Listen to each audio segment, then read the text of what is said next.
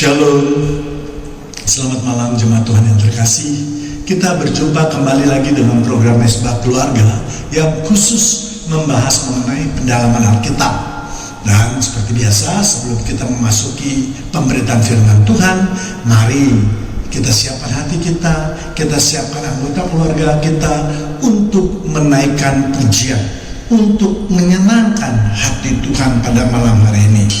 Begitu, sekali lagi, ayo kita siapkan hati kita angkat satu pujian lebih dalam lagi. Terima kasih Tuhan. Terima kasih Tuhan atas pernyataan Tuhan pada malam hari ini Tuhan. Satu hal yang ku rindukan ya Tuhan, selalu berada di dekatmu dengan segenap hati, dengan segenap jiwa, ku menanti di hadiratmu. Satu hal yang ku rindukan ya Tuhan, selalu berada di dekatmu dengan segenap hati, dengan segenap jiwa, ku menanti di hadiratmu. Lebih dalam lagi ku rindukan Tuhan, lebih dari segala yang ada. Lebih dalam lagi ku cintakan Yesus, ku mengasihimu.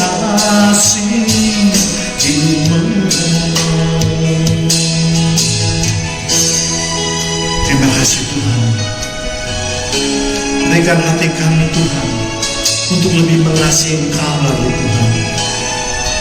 Mari jemaat Tuhan, kita lebih bersungguh-sungguh lagi dalam menaikkan pujian ini.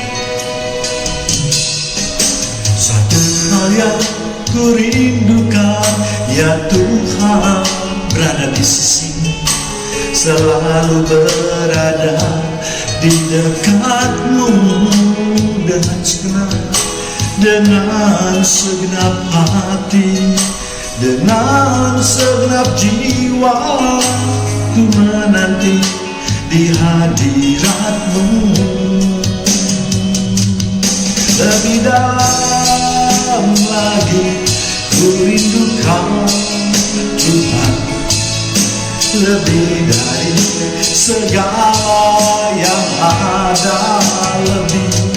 Lebih dalam lagi ku cintakan Yesus, ku mengasihimu.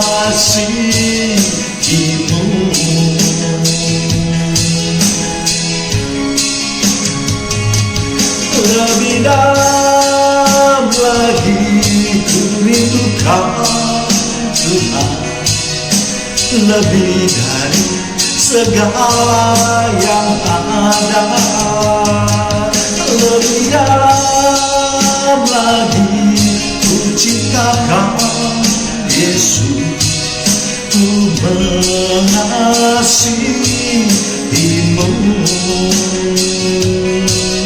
ku mengasihimu.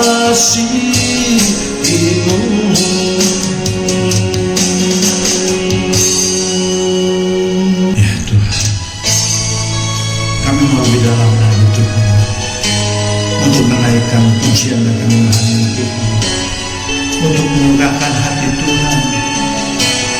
Mari jemaat Tuhan yang terkasih, kita naikkan satu pujian lagi, tak terbatas kasih-Mu.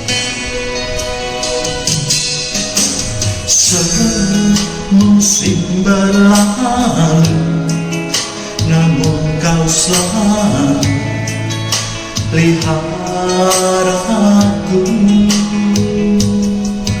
Kasih dan setia tak pernah lalu di hidupku. Mari jemaat Tuhan, kita lebih bersungguh-sungguh. Semusim berlalu, namun Kau selalu peliharaku. Terima kasih Tuhan, kasih dan setia tak pernah lalu di hidupku. Mari kita lanjutkan. Lebih luas dari samudra, kebaikan-Mu Bapa takkan habis di hidupku. Lebih tinggi dari cakrawala, tak terbatas kasih-Mu. Sungguh ku bersyukur.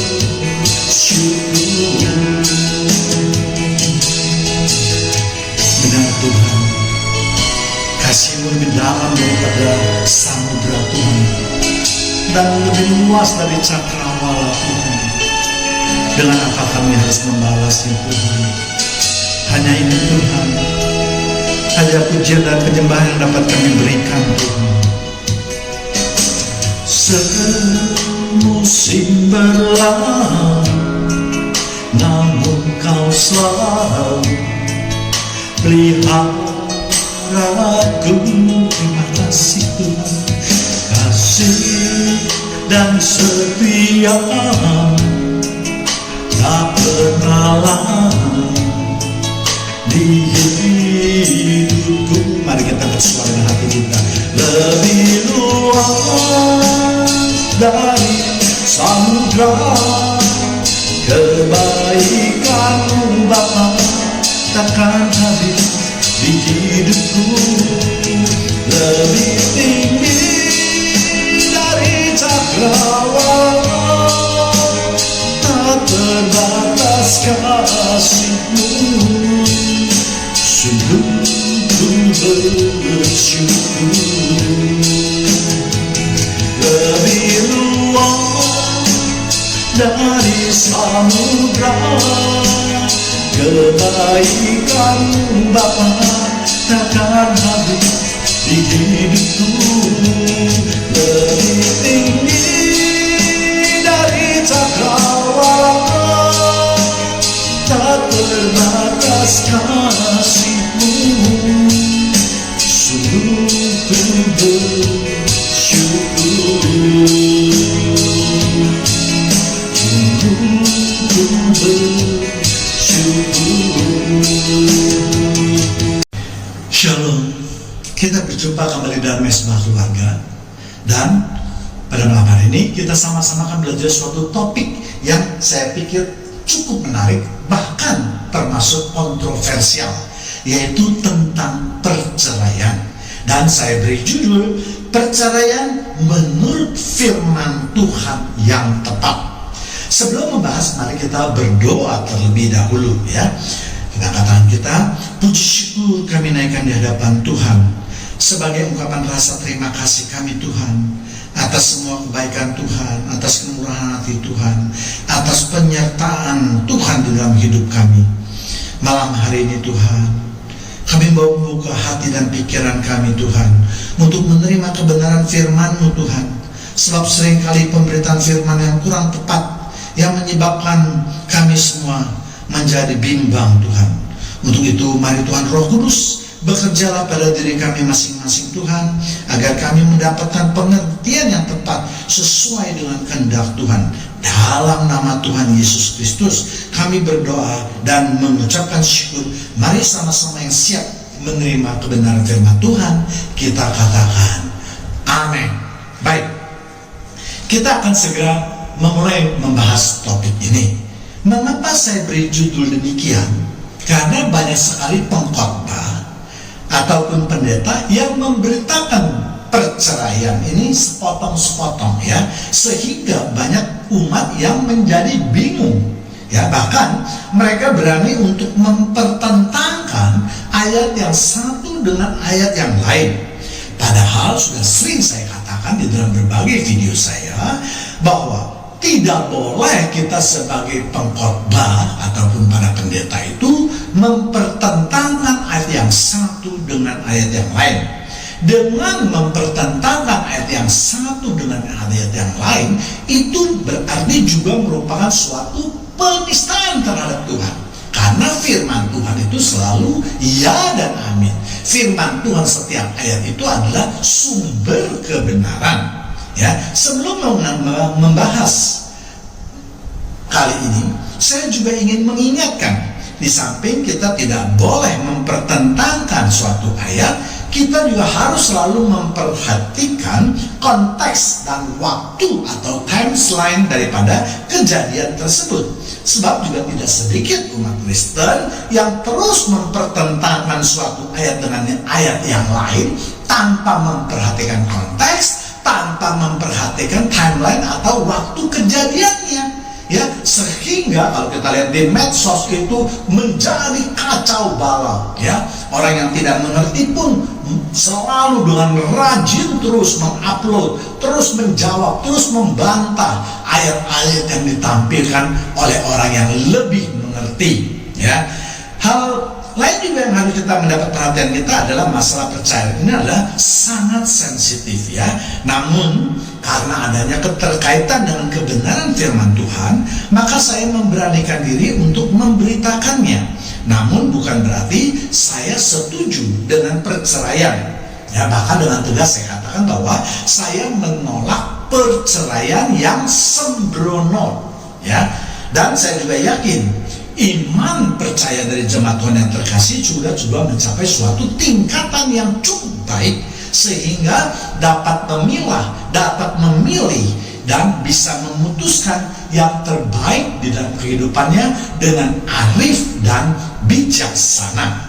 Ya, sekali lagi saya mau ingatkan bahwa saya tidak mencampuri urusan pribadi siapapun juga.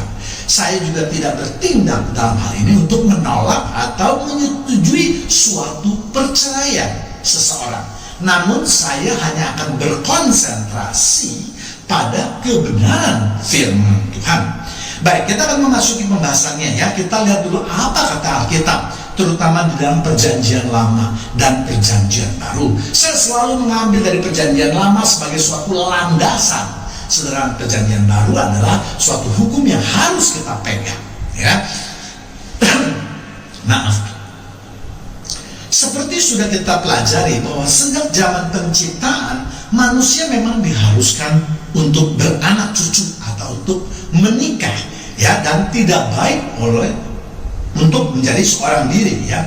Manusia pada mulanya adalah ciptaan yang kudus ya, namun karena Adam dan Hawa jatuh ke dalam dosa sehingga manusia tidak kudus lagi, lalu dapat berbuat dosa atau melakukan kesalahan ya. Timbullah dalam masa telah perkawinan, masa dalam perkawinan ini ya, yaitu bagaimana kalau orang sudah tidak mencintai atau tidak menyukai pasangannya dan mereka ingin bercerai ya. Kita lihat dulu dalam perjanjian lama ya. Kalau kita lihat di dalam perjanjian lama, ternyata firman Tuhan juga memperbolehkannya. Ulangan 24 ayat 1. Apabila seseorang mengambil seorang perempuan dan menjadi suaminya, dan jika kemudian ia tidak menyukai lagi perempuan itu sebab didapatinya yang tidak senonoh padanya, lalu ia menulis surat cerai dan menyerahkannya ke tangan perempuan itu, sesudah itu menyuruh dia pergi dari rumahnya. Pengertian kata senonoh adalah perbuatan menipu, terutama dalam hal keperawanan, atau boleh juga kita sebut dengan perselingkuhan ya. Makanya di dalam kitab perjanjian baru dikatakan bahwa perceraian boleh terjadi kalau adanya perzinahan. Nah, mungkin akan kita bahas lebih dalam lagi ya. Ini cuma kulitnya sekedar untuk memberikan gambaran, mengingatkan bahwa adanya landasan dasar di dalam kitab perjanjian baru apa yang dikatakan oleh Yesus ya. Dan dalam hal ini kita dapat juga kita lihat di Ulangan 22, yaitu dari pasal 13 sampai ayat 13 sampai ayat 21. Jadi pada masa itu keperawanan atau kesucian itu adalah sesuatu yang dianggap sangat suci, sangat sakral, dan sangat serius. Seorang suami yang berbohong dengan mengatakan bahwa istrinya sudah tidak gadis lagi, padahal perempuan itu adalah masih gadis, hukumannya adalah dihajar oleh para tua-tua dan denda 100 shikal perak yang akan diberikan kepada ayah daripada si gadis. Tetapi apabila ternyata istrinya itu memang sudah tidak gadis lagi, maka hukumannya adalah bagi perempuan tersebut adalah hukuman raja. Makanya ini juga dasar daripada perempuan yang berzina itu akan dirajam. Namun seiring dengan perkembangan zaman, maka kata senonoh itu pun mengalami degradasi, mengalami penurunan, sehingga kata senonoh itu bisa ditafsirkan adalah perbuatan-perbuatan yang kurang menyenangkan suaminya. Misalnya istri yang sering membangkang, istri yang kurang ajar atau tidak menurut, istri yang tidak bisa menjaga perilakunya dan membuat suaminya malu, istri yang berpakaian tidak sopan, istri yang tidak menjalankan kewajibannya sebagai istri dan ibu rumah tangga, dan seterusnya. Itulah sebabnya di dalam masyarakat orang Yahudi ada sebagian orang yang memperbolehkan untuk melakukan perceraian, tetapi ada juga sebagian orang Yahudi yang menolak keras perceraian tersebut. Kemudian hal lain yaitu mari kita lihat di ayat lain, yaitu Ulangan 24 ayat 2 sampai 4. Dan jika perempuan itu keluar dari rumahnya dan pergi dari sana, lalu menjadi istri orang lain, 3. Dan jika laki-laki yang kemudian ini tidak cinta lagi kepadanya, lalu menulis surat cerai dan menyerahkannya ke tangan perempuan itu, serta menyuruh dia pergi dari rumahnya, atau jika laki-laki yang kemudian mengambil dia menjadi istrinya itu mati. 4. Maka suami yang pertama tidak boleh menyuruh. Maka suami yang pertama yang telah menyuruh dia pergi itu tidak boleh mengambil dia kembali menjadi istrinya setelah perempuan itu dicemari. Hal itu adalah kekejian di hadapan Tuhan. Janganlah engkau mendatangkan dosa atas negeri yang diberikan Tuhan Allahmu kepadamu menjadi milik pusakamu. Lebih jauh lagi dikatakan, apabila ada seorang suami yang mengawini seorang perempuan, kemudian dia sudah tidak cinta lagi, sudah tidak suka lagi, lalu dia membuat surat cerai, diberikan kepada perempuan tersebut, dan perempuan tersebut disuruh keluar dari rumahnya. Apabila perempuan yang telah diusir, yang keluar dari rumah tersebut, mendapatkan laki-laki lain atau kawin dengan laki-laki lain, lalu laki-laki atau suami yang kedua itu juga tidak suka lagi kepada perempuan ini, maka laki-laki itu harus memberikan surat cerai dan menyuruh perempuan itu pergi. Namun mantan suami yang pertama itu tidak boleh lagi mengambil istrinya yang dahulu, karena ini adalah kekejian bagi Tuhan. Kenapa tidak dapat diambil kembali? Karena perempuan itu sudah cemat. Ini juga lah yang menjadi dasar daripada kitab Perjanjian Baru, di mana dikatakan apabila seorang bercerai maka tidak boleh kawin selama pasangannya belum mati atau belum meninggal, karena itu juga dianggap suatu kenajisan, suatu kecemaran, suatu dosa.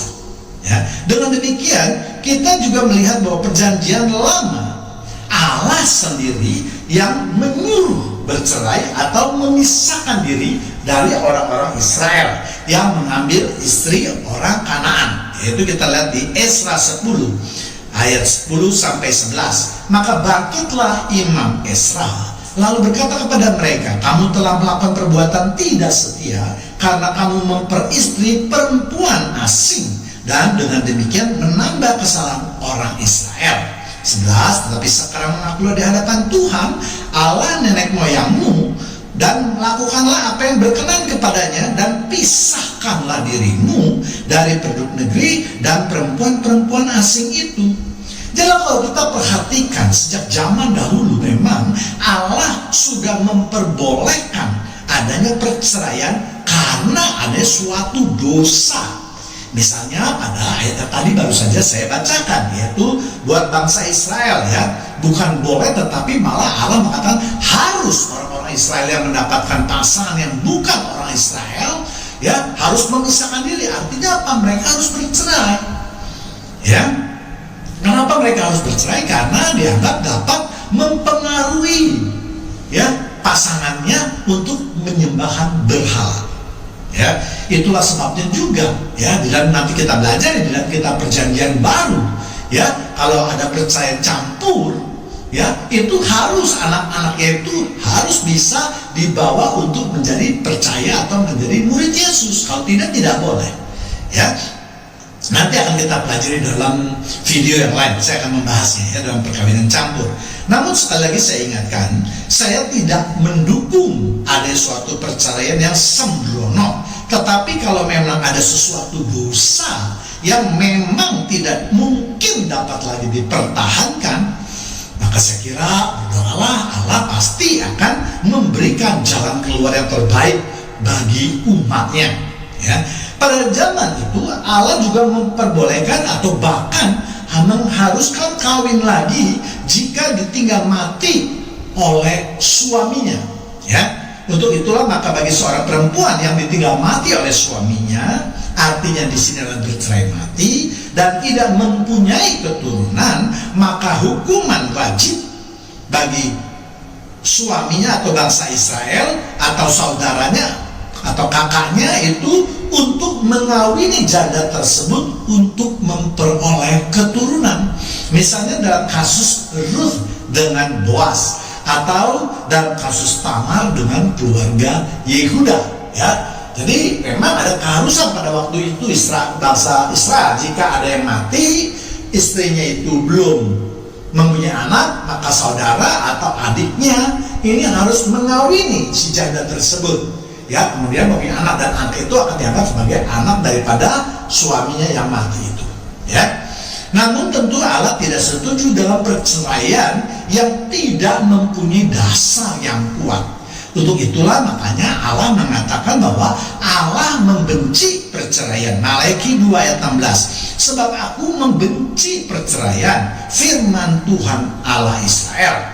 Juga orang yang menutupi pakaiannya dengan kekerasan, firman Tuhan semesta alam. Maka jagalah dirimu dan janganlah berkhianat.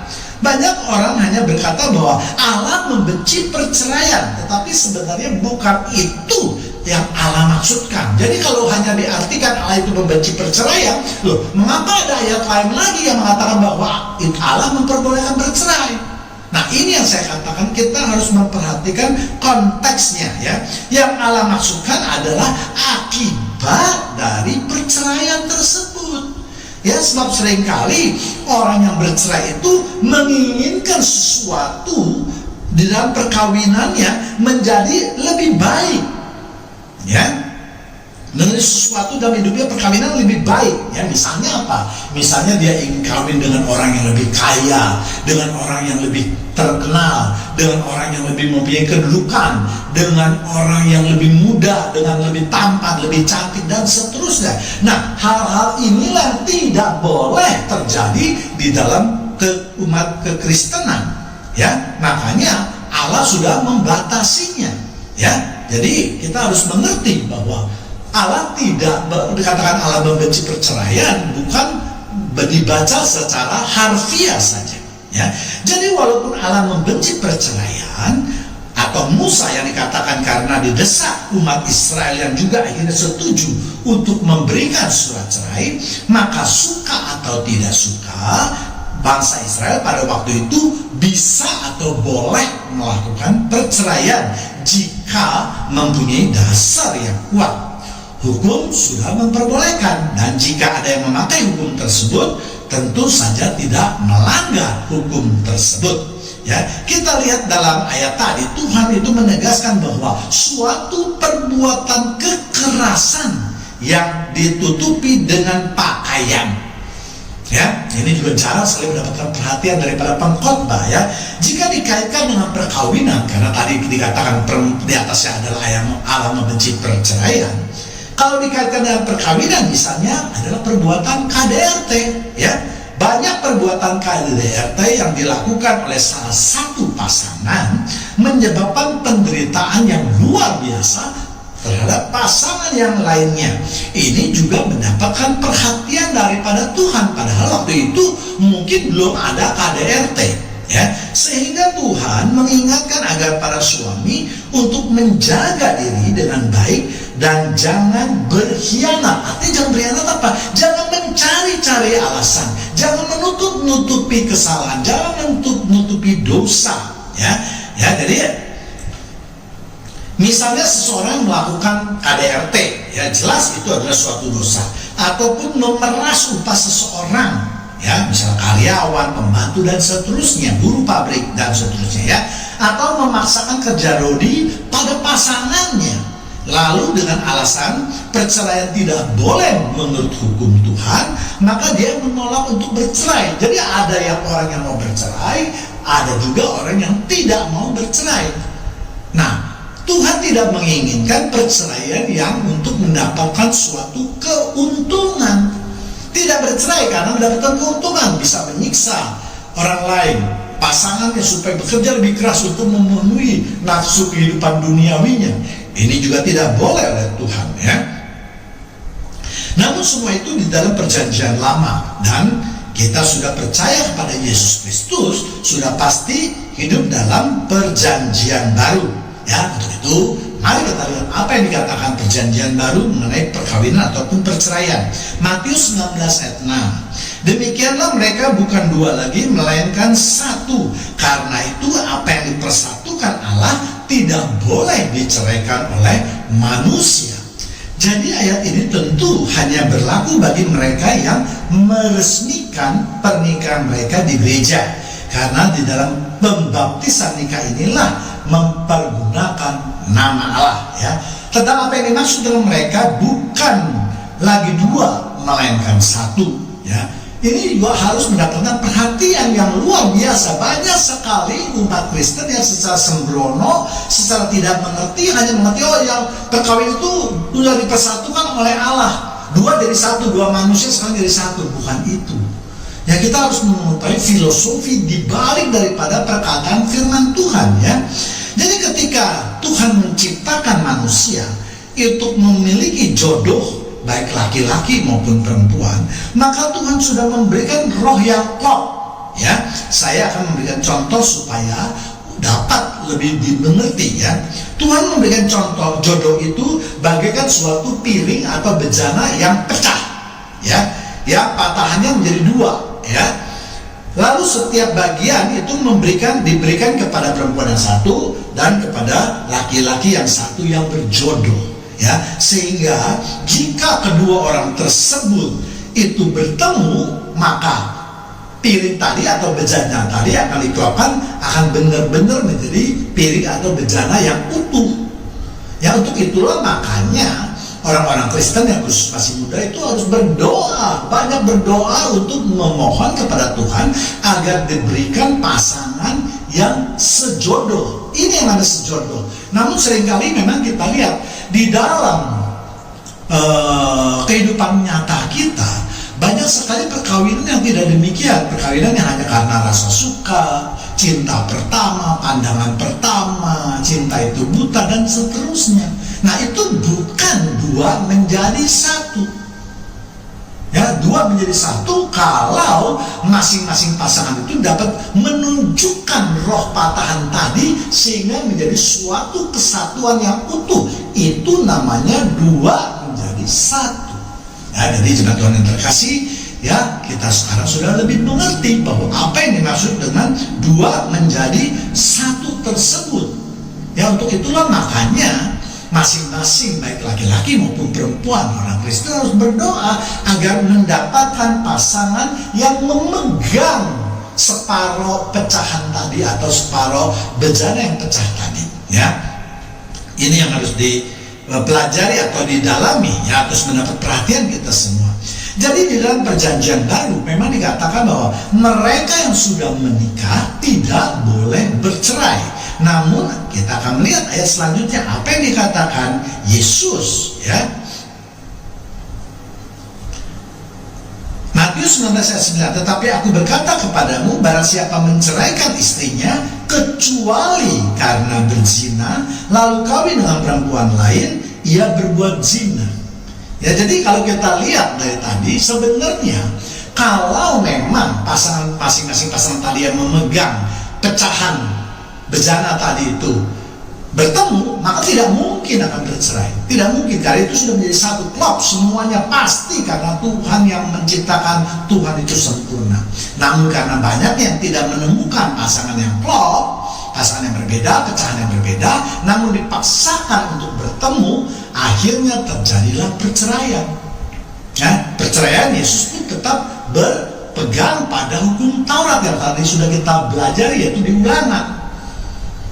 Ya.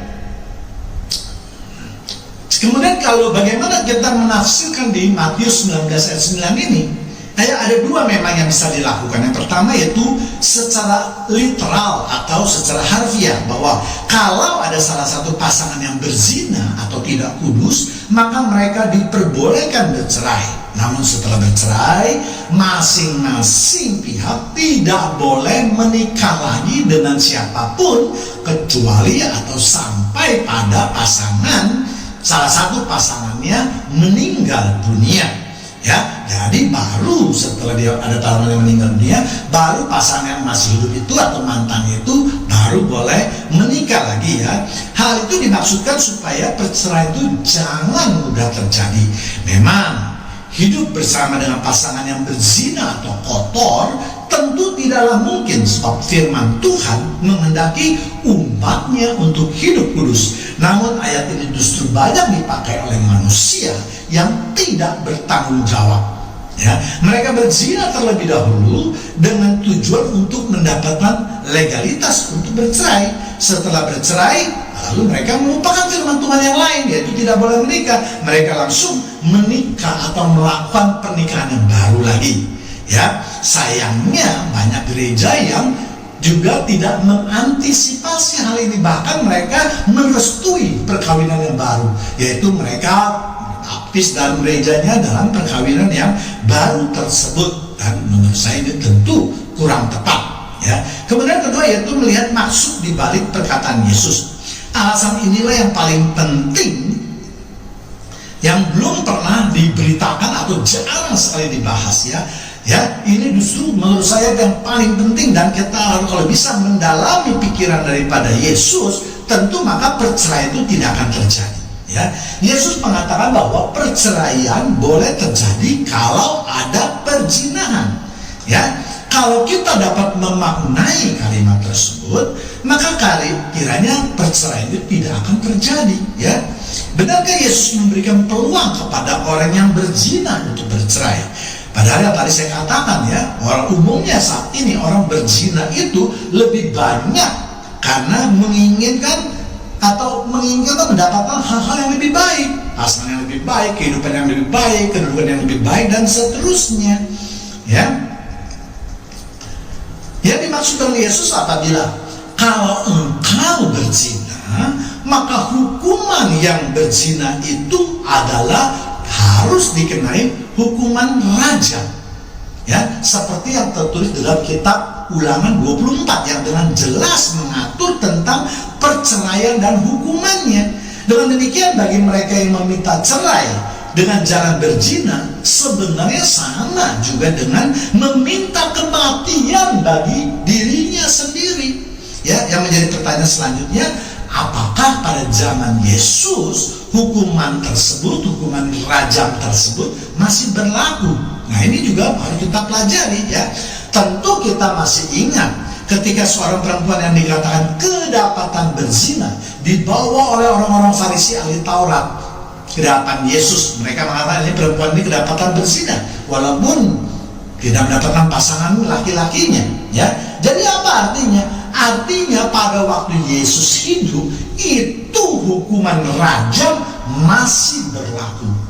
Dengan demikian, maka jelaslah bagi mereka yang berzina pada zaman itu, harusnya kalau dia mengerti, orang-orang Yahudi pasti mengerti bahwa kalau kamu berzina kamu pasti dirajam. Itu sudah suatu ketentuan yang umum, yang sudah tahu. Makanya ketika mereka mendapati seorang perempuan yang berzina, mereka langsung bawa ke dalam Yesus, ingin pendapat daripada Yesus.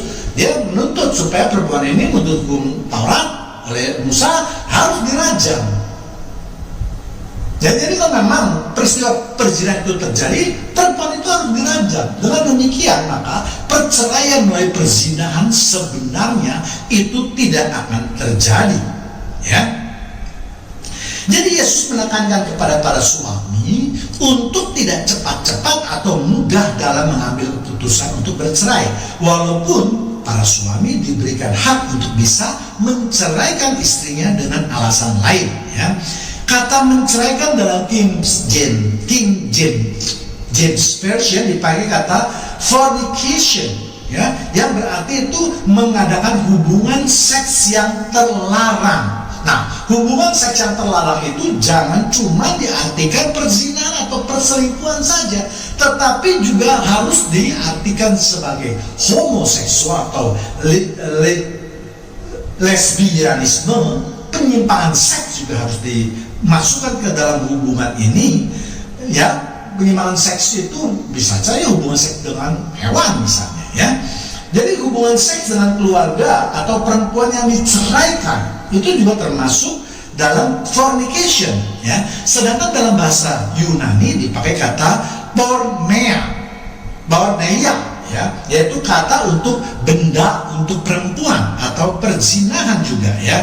Jadi dengan demikian memang bisa diartikan bahwa istri yang bisa diceraikan adalah mereka yang melakukan hubungan seks yang terlarang dan bukan suaminya. Jadi kalau ada seseorang yang ingin bercerai, dia itu melakukan zina, ini tidak boleh mendapatkan restu dari gereja.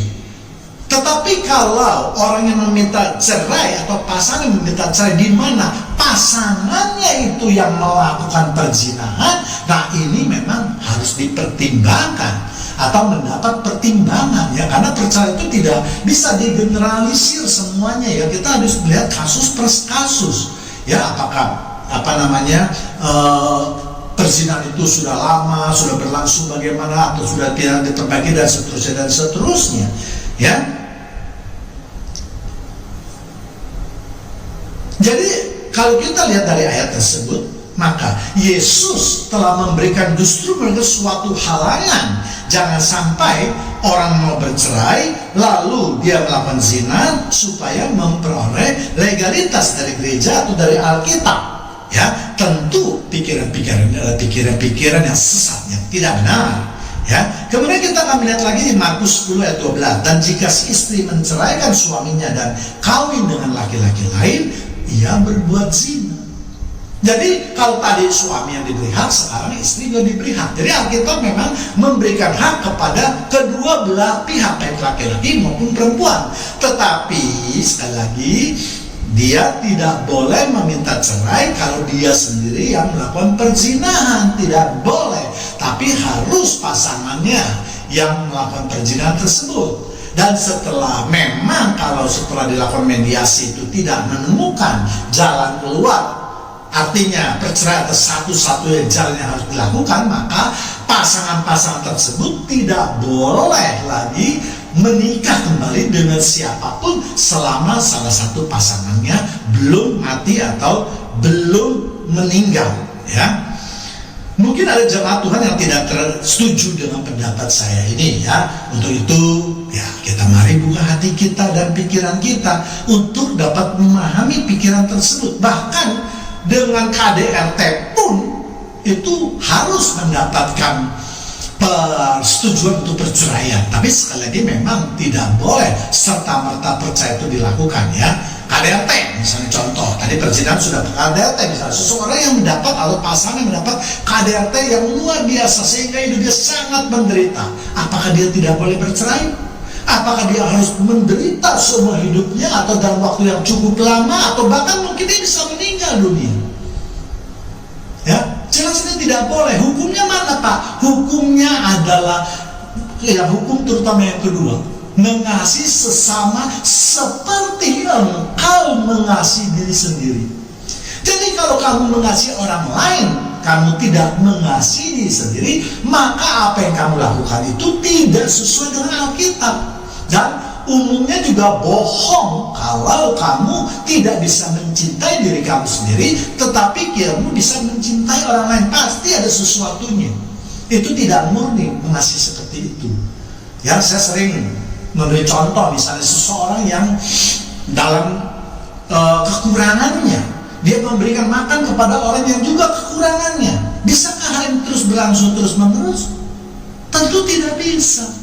Yang bisa dilakukan kalau kita ini atau orang ini sudah mempunyai kelebihan, artinya dia sudah mengasihi diri sendiri, dia sudah memenuhi kebutuhannya sendiri, baru dia penuhi kebutuhan orang lain. Ya tentu kebutuhan ini adalah maksudkan adalah kebutuhan pokok.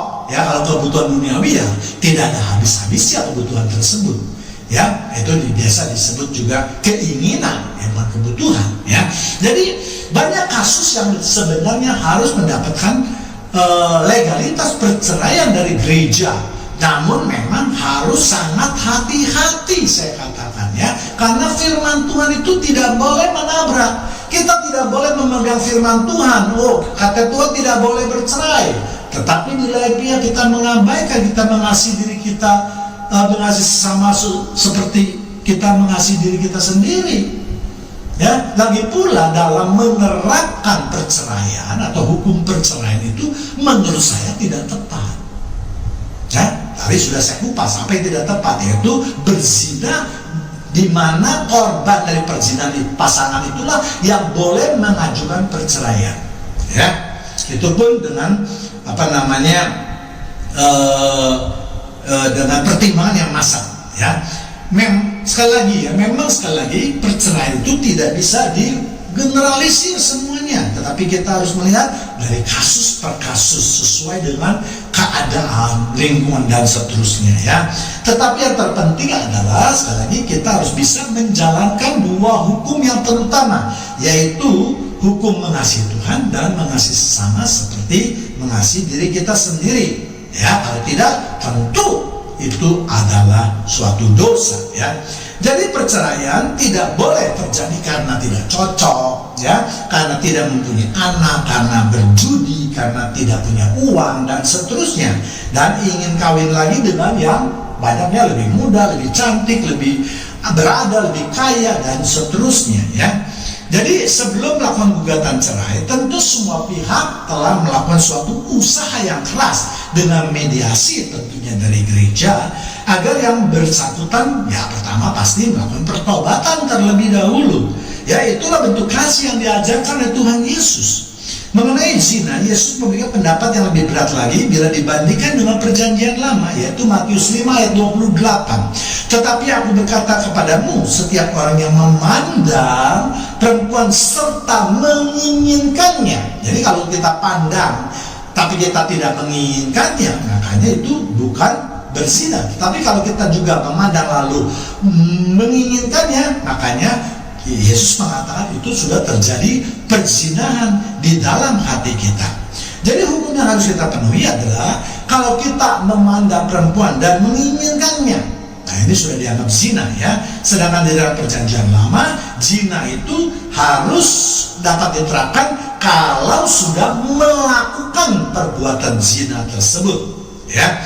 Demikianlah pembahasan mengenai percaya menurut firman Tuhan. Sebelum berpisah, mari kita tundukkan kepala, kita berdoa terlebih dahulu. Terima kasih Tuhan atas kesempatan pada malam hari ini, di mana kami boleh belajar tentang firman Tuhan, dan firman ini terus akan membukakan pikiran kami semua, agar kami diberi hikmat untuk lebih mengerti akan isi hati Tuhan. Terima kasih Tuhan yang ada di surga. Terima kasih Tuhan Yesus. Terima kasih Tuhan Roh Kudus. Kami sudah berdoa dan mengucapkan syukur di dalam nama-Mu. Haleluya. Kita baru saja mendengarkan pemberitaan daripada firman Tuhan. Sekarang mari kita siapkan hati kita kembali untuk menaikkan pujian dan penyembahan ini. Kita angkat satu pujian, Kau yang terindah. Ya Tuhan, inilah ungkapan rasa syukur kami pada malam hari ini Tuhan. Kami masih boleh berkumpul di rumah-Mu Tuhan. Kau yang terindah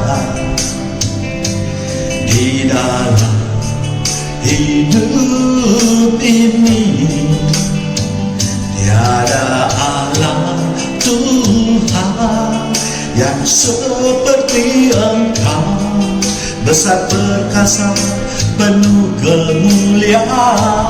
Kau yang termanis, Kau yang termanis, amin, di dalam hidup ini. Ku cinta Kau lebih dari segalanya, besar kasih setiamu kepadaku. Ku sembah Kau ya Allahku, ku tinggikan nama-Mu selalu, tiada lutut kan berteduh, menyembah Yesus Tuhan Rajaku.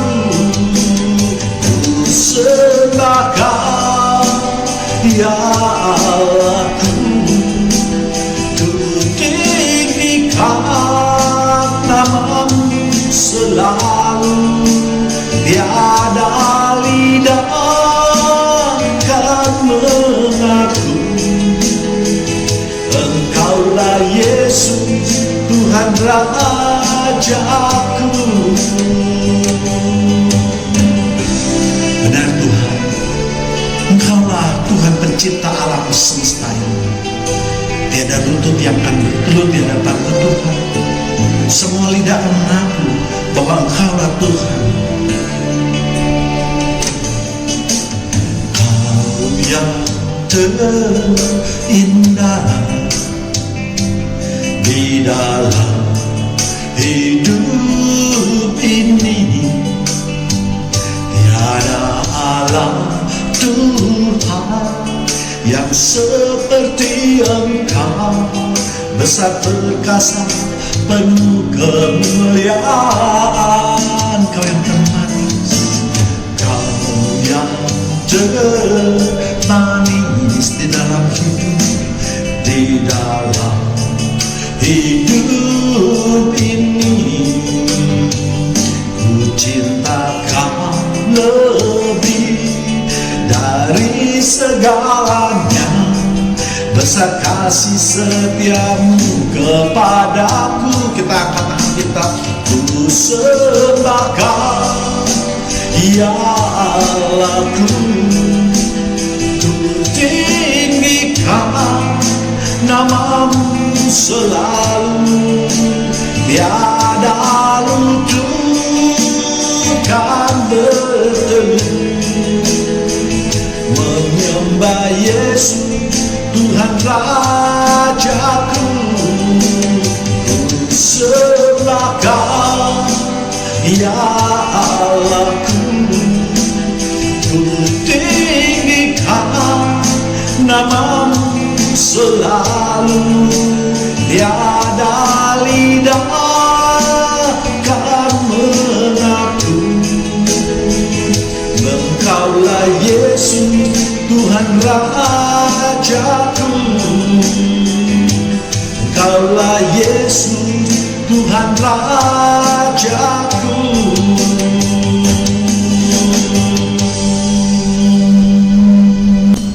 Haleluya.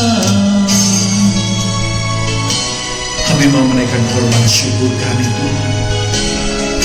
Engkau Bapa yang begitu baik Tuhan. Kau yang menjaga hidup kami, menyertai hidup kami, membimbing hidup kami, Tuhan. Bapa, Engkau baik. Bapa, Engkau baik.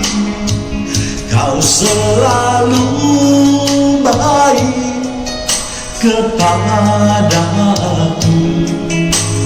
Bapa, ku cintakan. Bapa, Engkau baik. Amin. Bapa, Engkau baik. Kau selalu baik kepadaku. Bapa, ku cintakan. Aku memujimu, aku menyembahmu, ku nyanyi haleluya.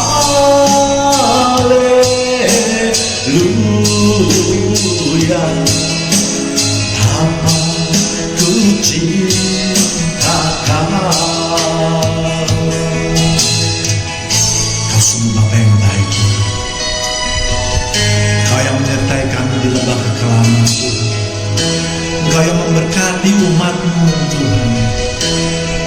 Terima kasih Bapa yang surga.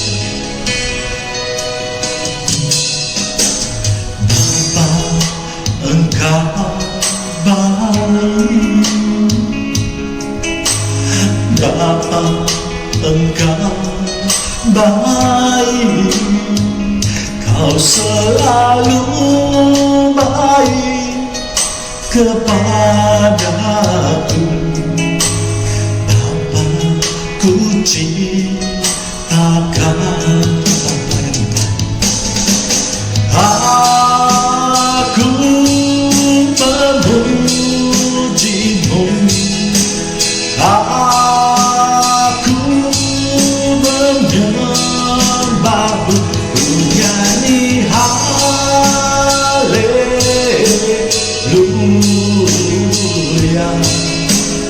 Bapa, ku cintakan.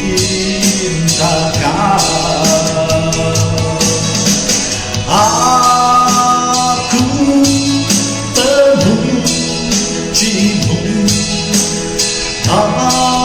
aku menyembahmu, ku nyanyi haleluya.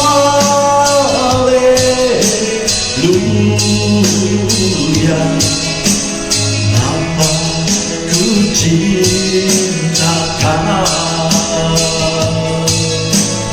Bapa, ku cintakan. Demikianlah ibadah Mesbah Keluarga pada malam hari ini. Kita akan berjumpa kembali dalam kesempatan lain. Tuhan Yesus memberkati kita semua. Amin.